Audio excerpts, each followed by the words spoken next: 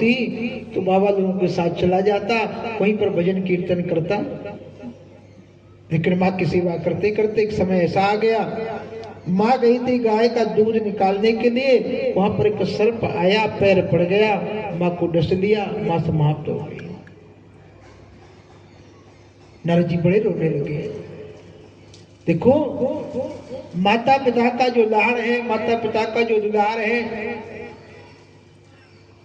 माँ का जो पल्लू है, पिता का जो आशीर्वाद है, वो तब ज्यादा पता होता है जब नहीं होते। सामने होते हैं ना तो हो सकता है लगे लोगों को नहीं नहीं व्यर्थ है, का कोई तात्पर्य नहीं है।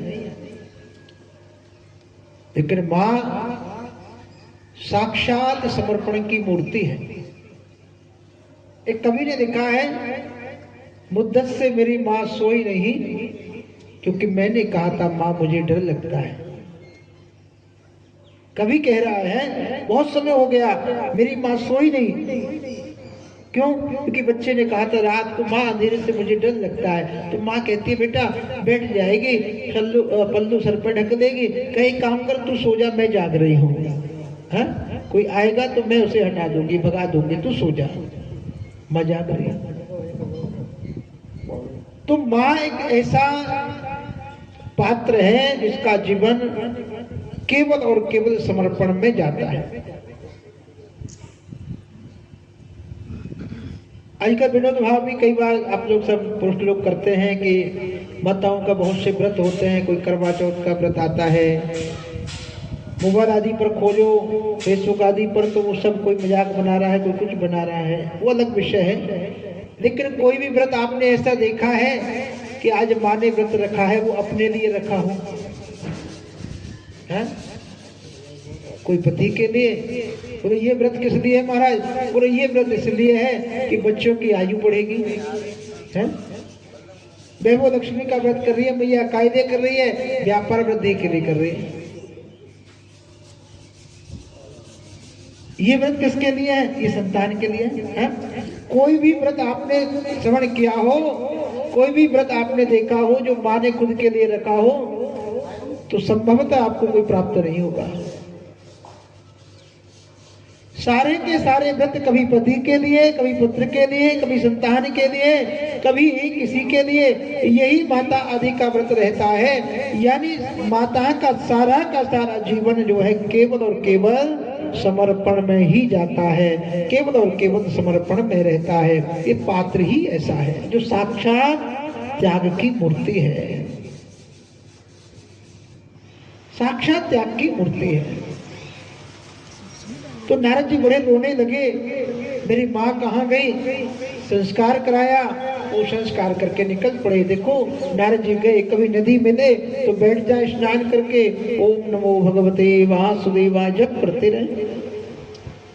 कभी कोई पहाड़ी मिले वहां बैठ जाए, फिर भगवान का नाम ले।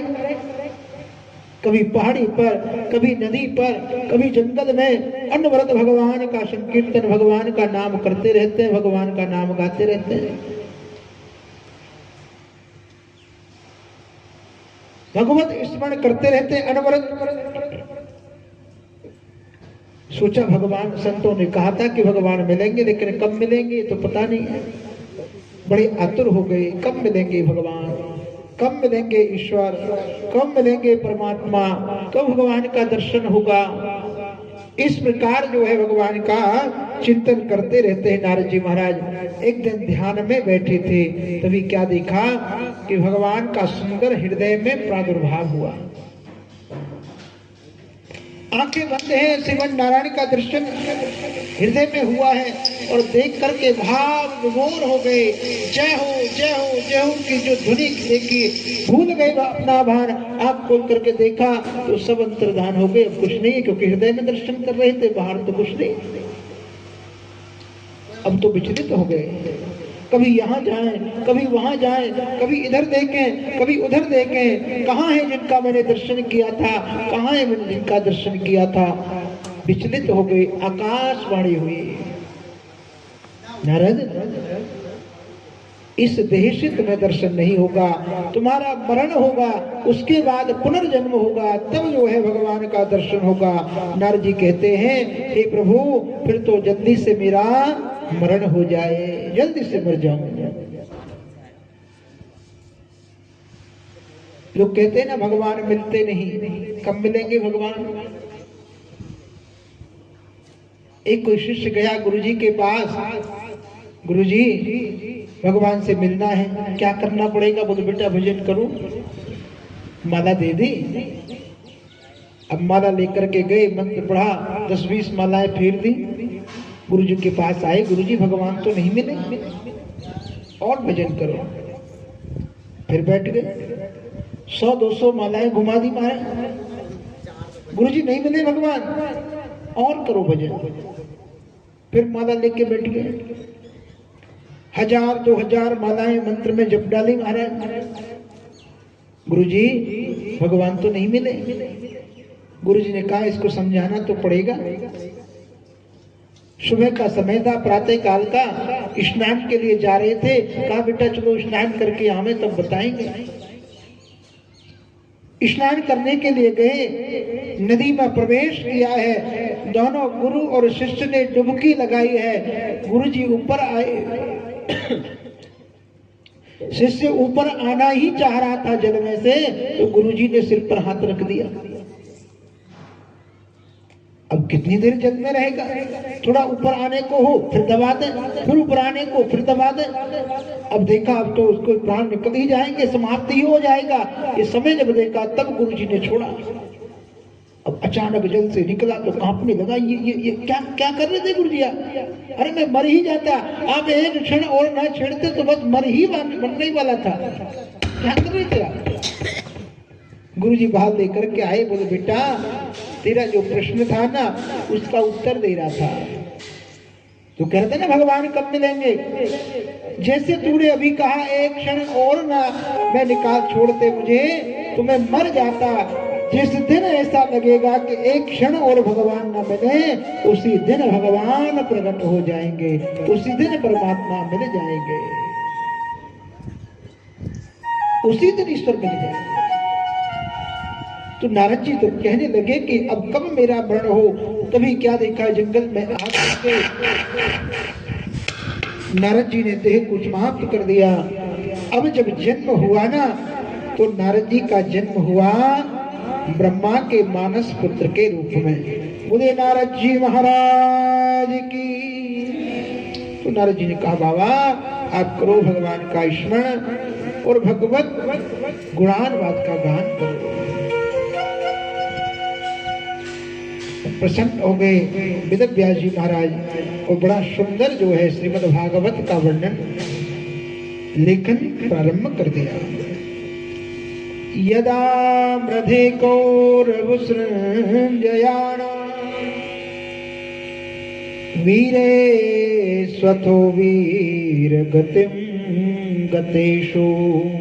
प्रारंभ किया है, देखो भागवत का जो प्रारंभ हुआ है ना, वो महाभारत युद्ध से किया।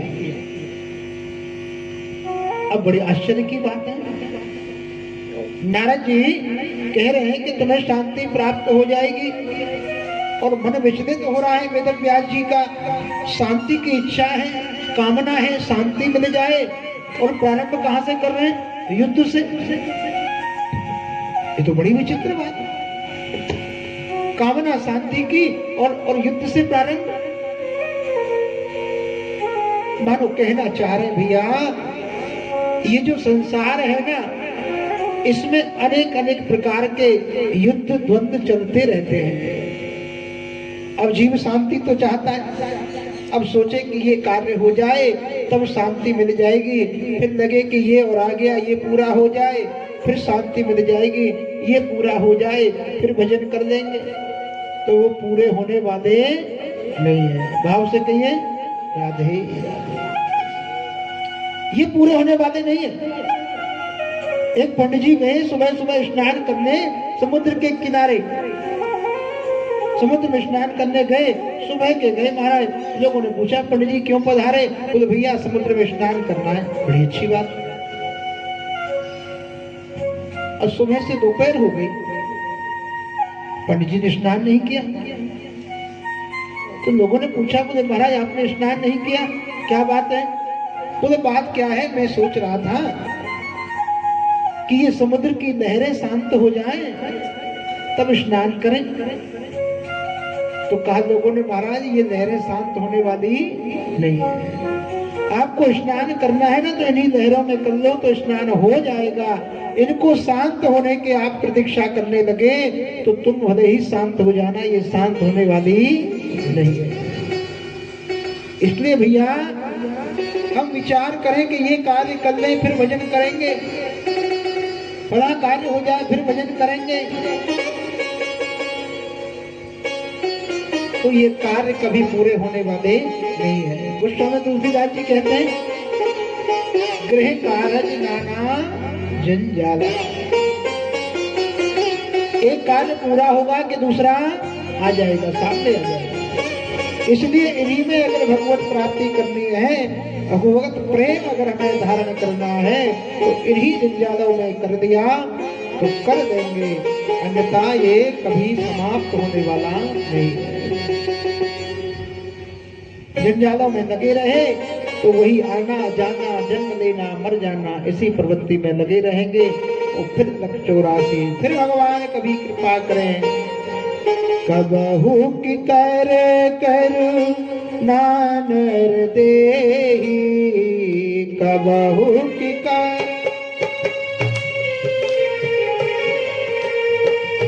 कबहू की कर नानर देही, कबहू की कर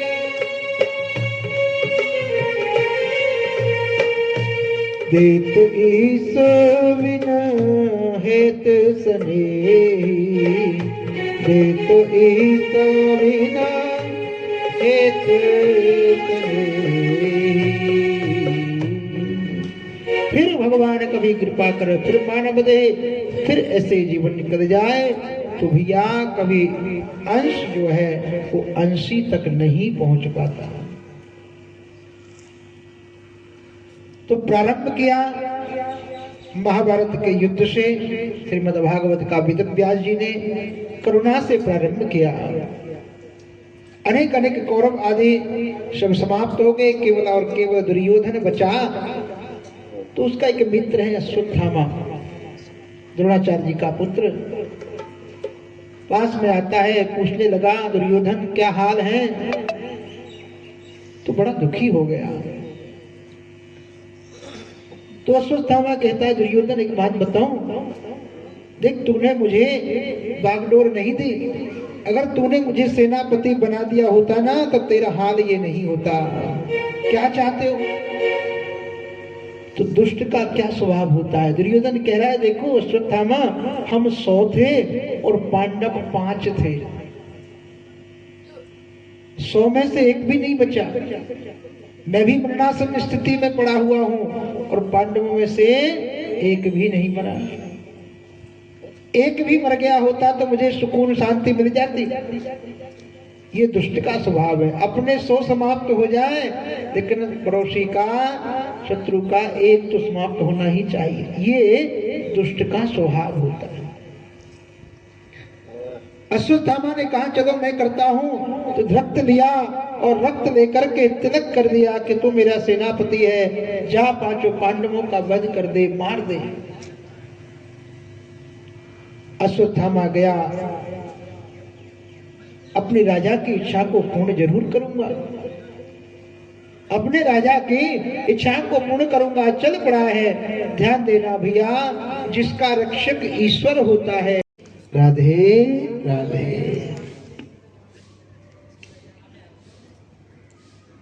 तो प्रभु प्रेम जब जीवन में आता है तो प्रत्येक कार्य जो है ना सुगम हो जाता है। गोस्वामी तुलसीदास जी ने कहा, सत्संगत की जब भक्ति बताते हैं, शक्ति बताते हैं तो कहते हैं, काक होए पिक बकहु मराला, सत्संगत फल पेखियत काला, काक होय पिक बकहु मराला। ये सत्संगत का फल है, प्रभु आश्रय का फल है। काक माने कौवा, पिक माने कोयल। कौवा जो है वो कोयल हो जाता है। अब आप सोचोगे,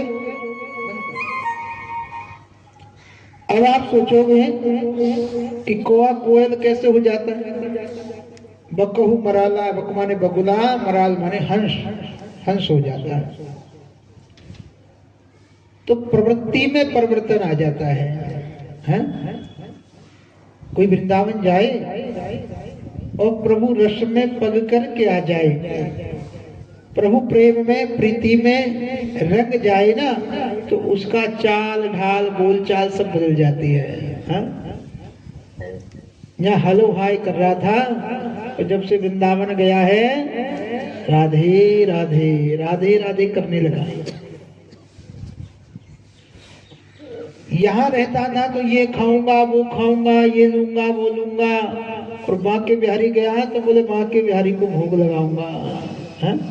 ये प्रभु प्रेम जब आ जाता है तो उसमें पग जाता है, उसमें पड़ जाता है। और प्रभु प्रेम में पड़ जाए ना तो फिर हर क्षण आनंद ही आनंद है, हर क्षण प्रेम ही प्रेम है, हर क्षण समर्पण ही समर्पण है।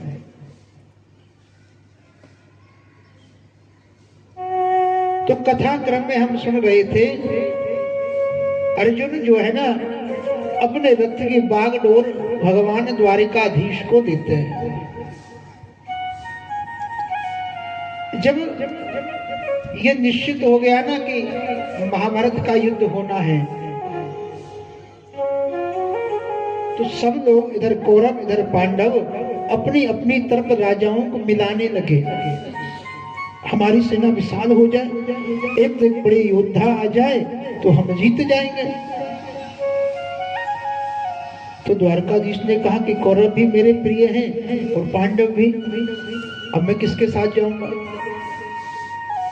तो भगवान ने कहा, एक नियम बनाया, भैया हम ऐसा करेंगे कि एक तरफ हमारी सेना और एक तरफ हम रहेंगे, और हम शस्त्र भी नहीं उठाएंगे, यानी किसी से युद्ध भी नहीं करेंगे। अब जिसको जो लेना हो ले जाओ। अब ये दुर्योधन को मालूम चली बात, इधर अर्जुन को मालूम चली कि द्वारिकाधीश ने ऐसा निर्णय लिया है, तो सब गए महाराज भगवान से सहायता मांगने। भगवान उनकी परीक्षा देने के लिए एक स्थान पर विश्राम किए हुए हैं महाराज, लेटे हुए हैं। अब जो ही दुर्योधन गए, देखा द्वारकाधीश लेटे हुए हैं, सो रहे हैं, थोड़ी प्रतीक्षा कर लेता हूं। अब सहायता लेने जाए, ऐसा तो नहीं कि किसी से सहायता लेने जा रहे हो प्रभाव में जाए, ऐसा तो हो नहीं सकता। तो बोले प्रतीक्षा कर लेता हूं। भगवान सो रहे थे। सो क्या रहे थे भगवान? सोने का नाटक कर रहे थे। हैं? वो तो है ही नाटक, नटवर उसका नाम है। तो क्या देखा, एक सिर की तरफ एक आसन पड़ा हुआ था, तो दुर्योधन वहां जाकर के बैठ गए। अब पीछे से आए महाराज अर्जुन, वो भी तो भगवान से जानने के लिए, सहायता लेने के लिए आए हैं। वो चरणों की तरफ बैठ गए। अब चरणों की तरफ आकर के बैठे, देखा भगवान शयन कर रहे हैं, भगवान विश्राम कर रहे हैं द्वारिकाधीश। तो धीरे धीरे धीरे धीरे चरण दबाने लगे। अब जो ही हाथ का स्पर्श हुआ, भगवान के नेत्र खुल गए। और जो ही नेत्र खुले तो सामने खड़े हुए तो देखा कि अर्जुन खड़े हुए, अर्जुन बैठे हुए हैं। अरे आइए आइए आइए, बड़े दिन में आए अर्जुन, और सब ठीक, कुशल मंगल, आनंद मंगल, पूछा हाल चाल। अब भगवान अर्जुन से बात कर रहे हैं और पीछे दुर्योधन बैठा है, चिल्लाने लगा, अरे केशव पहले तो मैं आया हूं। अब पीछे से आवाज आवे किसी से तो क्या करेगा? पीछे मुड़ के देख के, अब भैया जिस पर भगवान की वक्र दृष्टि पड़ जाए उसका क्या होने वाला है? मांगने सहायता आया है, सिर की तरफ बैठा है। भगवान जब मिलते हैं तो वक्र दृष्टि पड़ी, तो भगवान बोले नहीं नहीं, मैंने तो अर्जुन को देखा है, यही पहले आया है, बताइए तुम्हें क्या चाहिए। दुर्योधन कह रहे नहीं महाराज, पहले तो मैं आया हूं। नहीं मानो तो अर्जुन से पूछ लो। आज कन्हैया इशारे से अर्जुन से कह रहे हैं झूठ बोल दे, कह दे कि मैं आया हूं तो जो चाहिए वो मिल जाएगा, और बाद में अगर आया हो और बाद में नंबर आया तो जो बचेगा वो मिलेगा। कह दूं कि मैं आया हूं। अर्जुन नेत्री नेत्रों में इशारा कर रहे हैं, प्रभु जब भगवत समर्पण मैंने अपना जीवन कर दिया, भगवान के समीप जब मैं आ गया, फिर भी मुझे झूठ का सहारा लेना पड़ा, तो क्या भगवान का सहारा हुआ? तो तुम्हारे आश्रित हो गया। यही आए पहले तो कहा ठीक है तुम आए तो बताओ क्या। बोले मुझे तो महाराज सेना दे दो, निहत्ते का मुझे क्या करना है, तुम्हें तो कोई मिश्री थोड़ी खिलानी है, कोई दूध दही थोड़ी पिलाना है, वहां तो युद्ध का काम है। अर्जुन धन्य हो गए, जय हो महाराज, मैं ये मांग करके भी न ले पाया और आज मुझे आपकी कृपा से बिना मांगे वही मिल गया जो मुझे चाहिए था। बिन मांगे मोती मिले, मांगे मिले नहीं। भैया आश्रय परमात्मा का होगा, आश्रय भगवान का, ईश्वर का होगा, परम पिता का होगा, तो बिन मांगे जान जाते हैं मेरे परमात्मा, मेरे ईश्वर के इसको क्या चाहिए, और जीव को वही समर्पित कर देते हैं। भाव से कहिए राधे राधे। तो भगवान ने परीक्षा देना चाहा। अर्जुन एक बात बता, मैंने तो पहले ही कहा है कि मैं कोई शस्त्र ग्रहण नहीं करूंगा, मैं युद्ध नहीं करूंगा, फिर तूने मुझे क्यों ले लिया, और तूने मुझे लिया और कहीं तू हार गया तो फिर क्या करेगा? अभी कहीं तू हार गया तो क्या करेगा? अर्जुन भी पक्के भगत हैं, बोले महाराज हार गया ना मैं, तो मैं पता है क्या करूंगा। बोले हाँ, उस यज्ञ उस युद्ध स्थल में एक सुंदर चौकी सजाऊंगा और उसमें आपको बिठा के बढ़िया आरती पूजा करूंगा और लोगों से कहूंगा भैया जो इसका आश्रय देता है वो हार जाता है, वो हार जाता है। भगवान ने कहा धन्य है इसकी निष्ठा, धन्य है इसकी श्रद्धा। भगवान ने कहा जब समर्पण तुमने मेरे ऊपर कर दिया है, मुझे छोड़ दिया है सारा भार, तो मेरे ऊपर जो भार छोड़ देता है उसका रक्षक मैं खुद हो जाता हूँ, उसके रथ की बागडोर मैं खुद संभाल लेता हूँ। सारथी वाला कार्य कोई बहुत महत्व का नहीं है, लेकिन भगवान कहते हैं महत्व की मुझे आवश्यकता नहीं है, मुझे सम्मान की आवश्यकता नहीं है, मेरे भक्त के लिए मुझे कहीं भी जाना पड़े मैं वहीं पर चला जाता हूँ। भगवान के लिए बहुत घंटे घड़ियाल बजाएंगे तब वो आएंगे, बड़ी बड़ी स्तुतियां गाएंगे तब आएंगे, नहीं, भगवान के लिए भावमयी पुकार जहां पर हो जाए भगवान वहीं प्रकट हो जाते हैं, वही जो है भक्त के सामने जो है वो अवतरित हो जाते हैं। भाव से कहिए राधे राधे। बहुत पूजा उपासना हम करें, समर्पण ना हो, पूजा उपासना का ही अभिमान आ जाए तो भी भगवान जीव से बहुत दूर हो जाते हैं। इसलिए अभिमान से बहुत दूर रहना है। जीवन में अभिमान आया, जीवन में अहंकार आया तो कुछ भी प्राप्त होने वाला नहीं है, कुछ भी प्राप्त नहीं होगा। घर में हमारे कोई दूध आदि वस्तु देने आवे, वो वस्तु देने आए, हम सोचे हम तो आपसे बड़े हैं तो अपना हाथ नीचे कैसे रखेंगे, हम तो ऊपर रखेंगे, है? वो दे ये लो जी, हम हाथ और ऊपर कर लें, ले पाएंगे? नहीं दे सकते। कब प्राप्त होगा? जब हाथ नीचे होगा, हाथ नीचे होगा तो हमें प्राप्त होगा। और अभिमान अभिमान बस हाथ ऊपर होगा तो कुछ भी प्राप्त नहीं होगा। देखो एक संत बड़ी अच्छी बात बता रहे थे, कुछ संतों की टोली जो है जा रही थी तो धूप का समय था, तो संतों को लगा थोड़ा विश्राम कर लेते हैं, तो एक जामुन का वृक्ष था, उस वृक्ष के नीचे विश्राम करने लगे। अब विश्राम कर रहे हैं तो संतों की दृष्टि एक स्थिति पर पड़ी, क्या देखते हैं, उस जामुन के वृक्ष के नीचे कुछ गुठलियां पड़ी हुई है। फल गिरे, सूख गए, गुठलियां रह गई।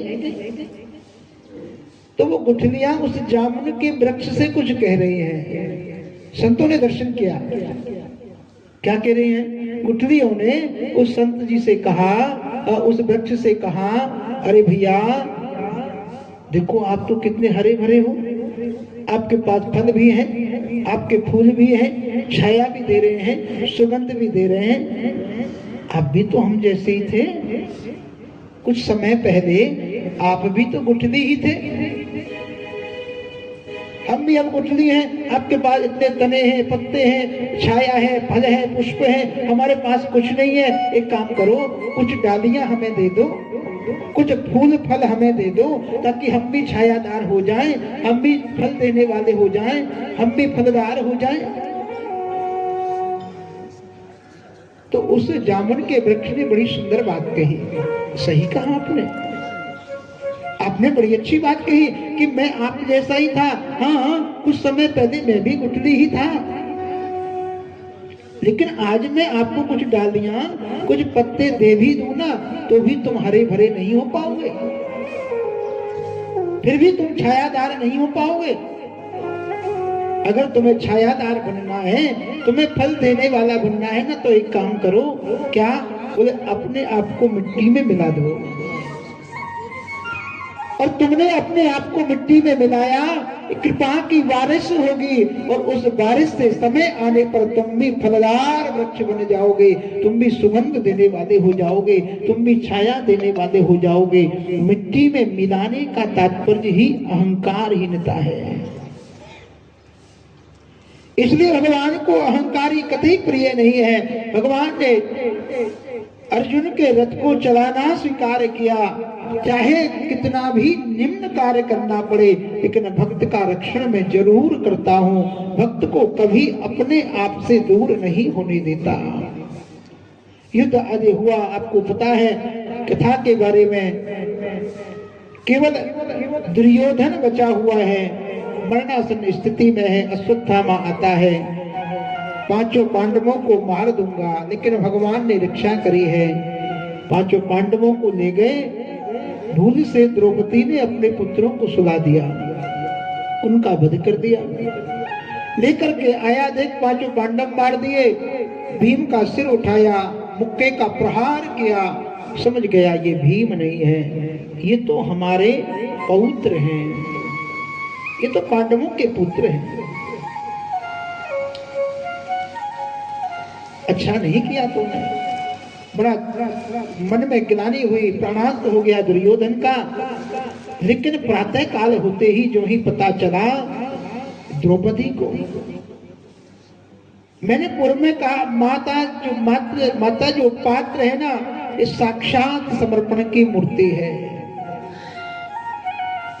5 पुत्रों को जब नहीं देखा जीवित अवस्था में, तो रोने लगी, दाढ़ मार मार करके रोने लगी। सब लोग एकत्रित हुए, क्या हुआ है? क्रोध आया अर्जुन को, प्रतिज्ञा कर दी, द्रौपदी तेरे जो अपराध करने वाला अपराधी है, उसको सायंकाल तक तेरे सामने ला करके दूंगा। भगवान को रथ में बिठाया, दौड़ पड़े। अश्वत्थामा को पता चला कि अर्जुन पकड़ने के लिए आ रहे हैं, आगे आगे अश्वत्थामा, पीछे पीछे अर्जुन। ब्रह्मास्त्र का संधान किया है, चारों तरफ जो है हाहाकार हो गया, जलने लगे। भगवान ने कहा कि तुम भी ब्रह्मास्त्र मारो।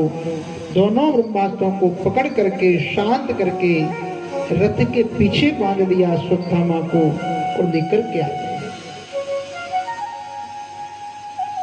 द्रौपदी बैठी थी, उस बंधे हुए अश्वत्थामा को देखा तो कहने लगी, जो ही उस बंधे हुए अश्वत्थामा को देखा और देख करके अर्जुन की तरफ कहने लगी, अरे ये आप क्या कर रहे हैं? एक काम करो, इसको छोड़ दीजिए। सा मुंच मुंच इति प्रभाषणी।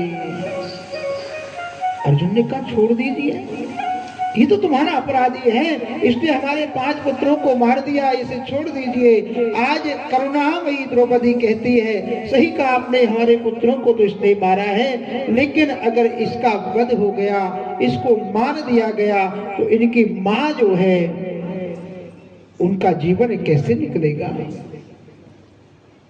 मेरे तो पति मेरे पास हैं, उनके सहारे में रह सकते हो, लेकिन इनकी जो माँ है, उनके पिता भी मारे गए युद्ध में और पुत्र भी समाप्त हो गया, तो वो कैसे रह पाएंगे।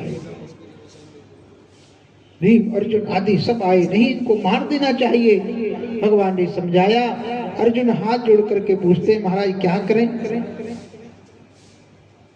तो भगवान कहते हैं नीति की बात, कि मत्तम प्रमत्तम उन्मत्तम सुप्तम बालम स्त्रियं जड़म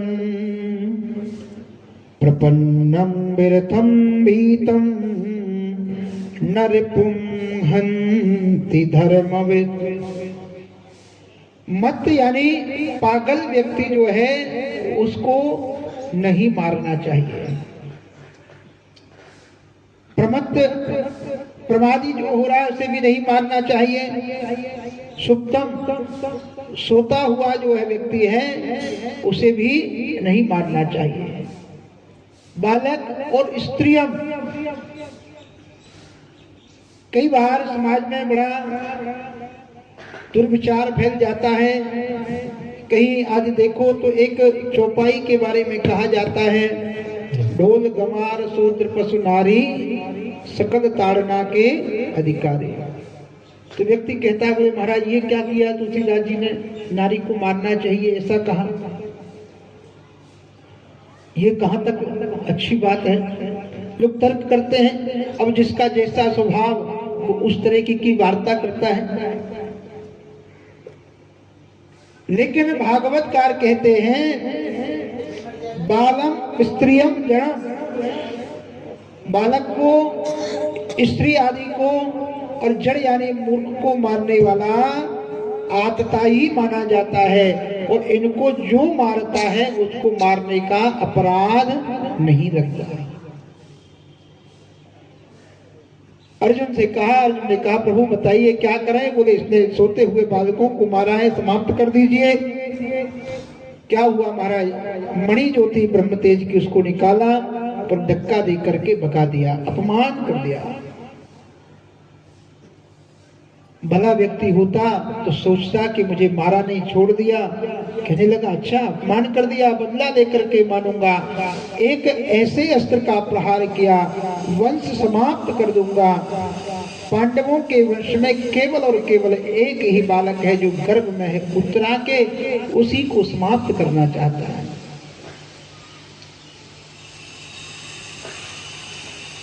अब तो भगवान जा रहे थे, दौड़ी दौड़ी उत्तरा आई है कि पाहि पाहि महायोगी देव देव जगतपते नान्यं त्वद्भयं पश्ये यत्र मृत्यु परस्परम्। रक्षा करिए प्रभु, आप हमारी रक्षा करिए। तो भगवान ने कहा उत्तरा क्या रक्षा करनी है। अगर भगवान ने सोचा हो सकता है प्रसव का समय हो तो कष्ट के कारण मेरे पास आई हो, तो भगवान ने कहा अरे जाओ अपनी माता के पास जाओ, उनसे निवेदन करो। तो बड़ी सुंदर बात कही। नहीं नहीं प्रभु, ये जो संसार है ना, ये संसार में किसी के पास अपने दुख सुनाने जाओगे ना तो वो तुम्हारे कम सुनेगा, अपने ज्यादा सुनाएगा। यहाँ कौन किसके आंसू पहुंचेगा, जिसको देखो उसका दामन भीगा लगता है। आप सुनाने जाओगे ना तो वो तुम्हारे कम सुनेगा, अपनी ज्यादा सुनाएगा। अरे आपका तो दुख कुछ नहीं है, मेरा सुनोगे तो पता चले। इसलिए उत्तरा ने कहा भक्त को कभी कष्ट होता है भक्त को कभी दुख होता है, भक्त को कोई अभाव होता है ना, तो वो संसार के पास नहीं जाता, वो संसारियों के पास नहीं जाता, वो अपने परमात्मा के पास जाता है। इसलिए उत्तरा जाकर के प्रार्थना करते हैं, पाहि पाहि महायोगी देव देव जगत्पते नान्यं तद्भयं पश्ये यत्र मृत्यु परस्पर। भगवान आप ही हमारी रक्षा कर सकते हैं। भगवान समझ गए, अंगुष्ठ मात्र का रूप बनाया, उधर में प्रवेश किया है और जो बालक था उसको पुनर्जीवित करके अस्त्र का प्रभाव समाप्त किया है। भगवान प्रकट हुए। देखो, एक यशोदा मैया है, एक कौशल्या मैया है, जिन्होंने भगवान को अपने उदर में, अपने गर्भ में धारण किया। एक माँ ऐसी है जिन्होंने भगवान को गर्भ में धारण किया। एक माँ ऐसी है, कयादु है, जिन्होंने अपने भक्त प्रहलाद यानी भक्त को गर्भ में धारण किया। सुनीति है, प्रहलाद ध्रुव जी को गर्भ में धारण किया। एक माँ ऐसी जो भक्त को गर्भ में धारण किया है, एक माँ ऐसी है जो भगवान को गर्भ में धारण किया है। एक उत्तरा ही ऐसी माँ है जिसने भक्त और भगवान को एक साथ गर्भ में धारण किया। भाव से कहिए राधे। कोई समझ नहीं पाया, और ये बालक जिसका भगवान ने रक्षण किया, ये कोई और नहीं, ये स्वयं श्री परीक्षित जी महाराज है। बोले परीक्षित जी महाराज की जय। भगवान राज आदि देख करके जाने लगे तो कुंती मैया आ गई, हाथ जोड़ के प्रार्थना करने लगी। अब तक कुंती मैया जो है ना, भगवान को पुत्र संबोधन करती थी, क्योंकि बुआ है, कृष्ण की बुआ है माता कुंती, तो पुत्र आदि संबोधन करती। आज भगवान जा रहे ना, तो हाथ जोड़ के खड़ी हो गई और हाथ जोड़ के प्रार्थना करने लगी, कृष्णाय वासुदेवाय देवकी नंदनाय च नंद गोप कुमाराय गोविंदाय नमो नमः। भगवान जा रहे हैं और कुंती मैया हाथ जोड़ के खड़ी हैं। कन्हैया बोले, बुआ क्या हो गया आपको? अरे मैं तो तुम्हारा बेटा हूँ, तुम्हारा भतीजा हूँ, ये हाथ जोड़ के क्यों खड़ी हो? कुंतिया बुआ बोले, नहीं नहीं प्रभु, मैं तो जानती हूँ तुम भाई भतीजा नहीं, तुम तो परब्रह्म परमात्मा हो। गोविंदाय नमो नमः। आपको बार बार नमन करते हो, प्रणाम करते हो। भगवान मुस्कुराते जा रहे, बुआ ये आज तुमको क्या हो गया? अरे नहीं नहीं कृष्ण, बार बार तुमने हमारी रक्षा करी है, अपनी माँ देवकी की तो एक बार रक्षा करी, लेकिन हमारी तो बार बार रक्षा करी है। कन्हैया बोले, बुआ जब आपने भगवान माना ही है तो फिर कुछ मांग लो। भगवान दिखे तो सहज स्वभाव है कि कुछ मांग लेते, और तुमने भगवान कहा है तो कुछ मांग लो। ईश्वर तुम्हारे सामने है, जो चाहे मांग लो। ध्यान देना भैया, कुंती बुआ ने जो मांगा है ना, बड़ा दिव्य मांगा। हाथ जोड़ करके कहती है, कृष्ण अगर देना चाहते हो ना तो मुझे अनेकों अनेकों कष्ट दे दो। कि विपदा संतो न तस्वद तत्र तत्र जगद गुरो भवतो दर्शनम यस्या अपन भव दर्शनम। कन्हैया तुम देना चाहते हो ना तो मुझे दुख दे दो। भगवान बोले, बुआ क्या कहती हो? पूरा जीवन जो है कष्टों में दुखों में व्यतीत हो गया, और आज आपको सुख मांगने की बारी आई तो भी दुख मांग लिया। कुंती बुआ कहती है, प्रभु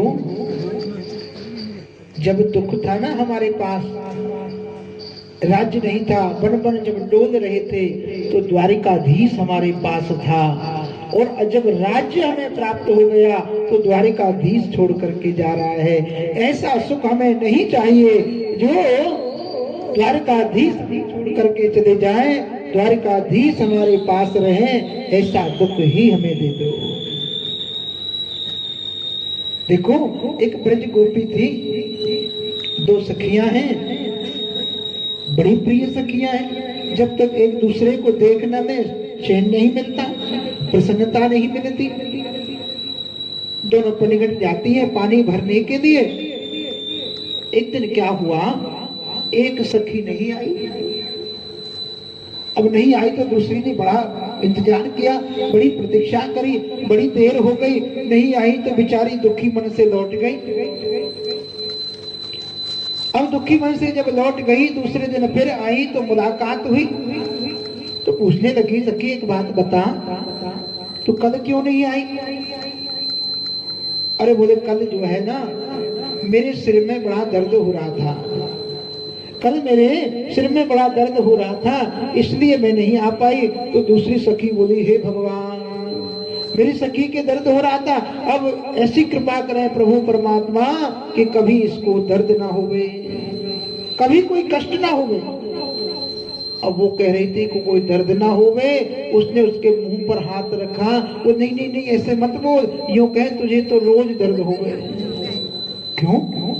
अरे क्या तू मुझसे मिलना नहीं चाहती? क्या मेरे पास मुझसे बैठना नहीं चाहती? क्या मुझसे बात नहीं करना चाहती? क्या बात है? अरे अरे बोले, देख ऐसी बात नहीं है, कल जब सिर में दर्द हुआ ना तो वो नंद का लाला आया और मेरे सिर को दबाने लगा।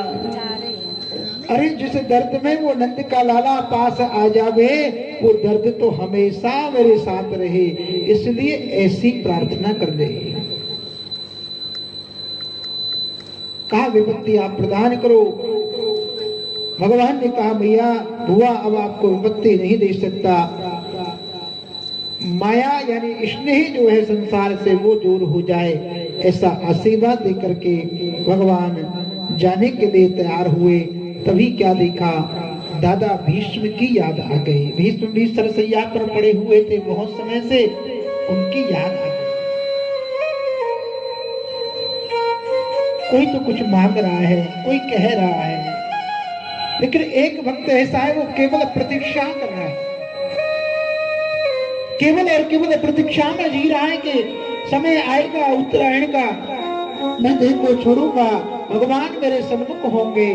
देखो भैया, जब भक्त की सामर्थ्य समाप्त हो जाती है ना तो भगवान खुद ही याद करने लगते हैं।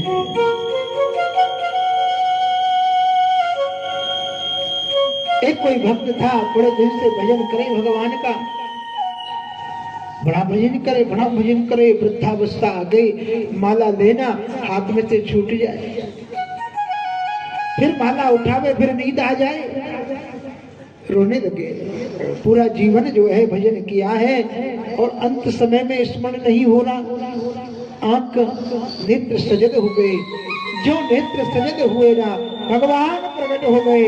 अरे अरे अरे कोई बात नहीं, अब तूने भजन तेरा पूरा हो गया, तेरा भजन अब मैं करूंगा, तेरे नाम का भजन मैं करूंगा। दादा भीष्म की प्रतीक्षा कर रहे हैं, क्योंकि कहा था कि मैं आऊंगा। युद्ध जब हो रहा था ना महाभारत का, तो अनेक अनेक कौरव मारे जा रहे हैं। एक दिन दुर्योधन आया, कहा भीष्म से, दादा मुझे लगता है कि आप मन से हमारी तरफ नहीं लड़ रहे हैं, नहीं आप प्रहार करें और आपके द्वारा कोई पांडव मारा ना जाए, हमारे अनेक अनेक शूरवीर मारे जा रहे हैं और